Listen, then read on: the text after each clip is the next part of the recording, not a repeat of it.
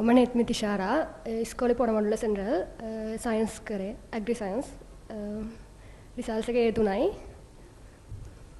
මම කිව්වේ මෙයා තමයි අර ඇග්‍රි වලින් ඇග්‍රි සයන්ස් වලින් අයිලන්ඩ් ෆස්ට් තත්වයටපත් වෙලා ඉන්නේ. පුතේ පොඩ්ඩක් ඔයා වැඩ කරපු හැටි එහෙම ටිකක් කියලා දෙන්න මං හිතන්නේ මේ කෘත්‍රිම සිංචනය උගන්වන්නට වැඩිය මේක වටිනවා කියලා හිතනවා ඔයගොල්ලන්ට.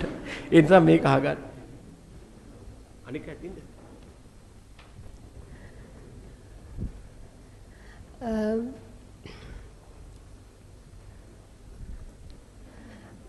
මගේ නම නෙත්මිති ශාරා. ඉතින් මම ඇග්‍රි සයන්ස් සිස්ටම් එකෙන් කරේ A level. බයෝ කෙමිස්ට්‍රි නම් මුලින් ඉඳන්ම මම ආසාවෙන් වැඩ කරේ අතරම ඇග්‍රි වලට පාඩම් කරන්න පොඩි කම්මැලිකමක් තිබ්බා. ඒක ඕන කෙනෙක්ට එනවා ඇති මම දන්නවා. මොකද ඇග්‍රි පොත කියවද්දිත් කම්මැලි නින්ද යනවා එහෙම ටිකක් තිබ්බා. ඒක නිසා පළවෙනි අවුරුද්දේම මම ඇග්‍රි පාඩම් කරන්නේ නැතුව හිටියේ. බයෝ කෙමිස්ට්‍රි විතරයි දවසේ පැය 10ක් වැඩ කරනවා නම් ඒක පැය 5 බෙදාගෙන බයෝ වලටයි කෙමිස්ට්‍රි වලට වැඩ කරේ. ටර්ම් ටෙස්ට් කට් කරා ඇග්‍රි වලින්. ඊට පස්සේ රිවිෂන් එක පටන් ගත්තට පස්සේ එක දවසක් සර් පේපර් එකක් දුන්නා තනියෙන් ලියන්න කියලා. ඒකට මට ලකුණු තිබ්බේ 45යි ඇග්‍රි වලට. එතනින් තමයි මට හිතුනේ ඇග්‍රි වලට පොඩ්ඩක් වැඩ කරන්න ඕනේ කියලා. මොකද ඇග්‍රි තෝරගත්තේ එකක් ගන්න ඕන නිසා ෆිසික්ස් අයින් කළා. ඒකට S එකක් 45 කියන්නේ S එකක්. S එකක් තිබ්බොත් හරි නෑ කියලා හිතලා තමයි ඇත්තටම මම වැඩ ගන්න පටන් ගත්තේ.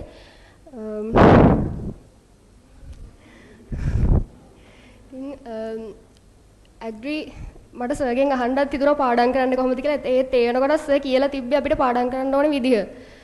ෂෝට් නෝට් ගහගෙන දවසේ ටයිම් ටේබල් එක හදාගෙන ඒ විදිහට හරියට වැඩ ටික කරගන්න කියලා කිව්වා. ඉතින් ෂෝට් නෝට් එක නම් මම මුලින් නම් පළවෙනි අවුරුද්දේ මුකුත්ම කරේ නෑ. ඇග්‍රි වලට ඒ අවුරුද්දේ නම් තමයි මම ෂෝට් නෝට් එක ගහගෙන වැඩ කරන්න පටන් ගත්තේ.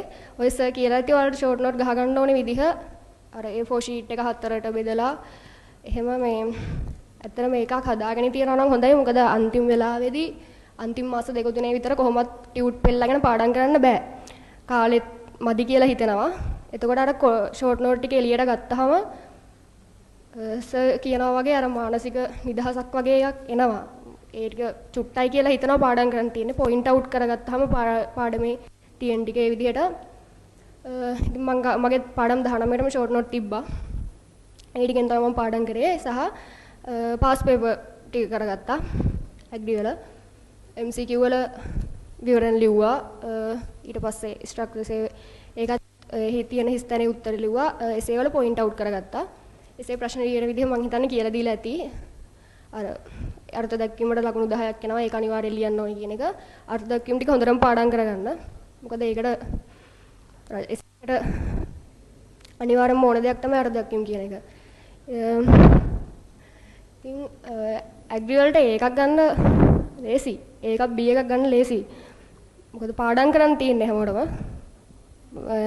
පාඩම් කරන්න කම්මැලිකමක් ආවොත් කම්මැලිකම පැත්තකින් තියලා පාඩම් කරන්න. මොකද ඔයාලගේ ජීවිතේ ඔයාලගේ අනාගතේ ඉතින් ඔයාලා සුදත්සගේ ක්ලාස් එකට ඇවිත් තියෙන්නේ.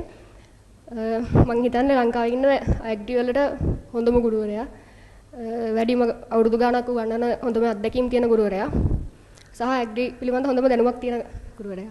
ඉතින් ඇග්‍රි වලට ඒකක් B එකක් ගන්න ෆවුන්ඩේෂන් එක දාන් ඉන්නවා හැමෝම.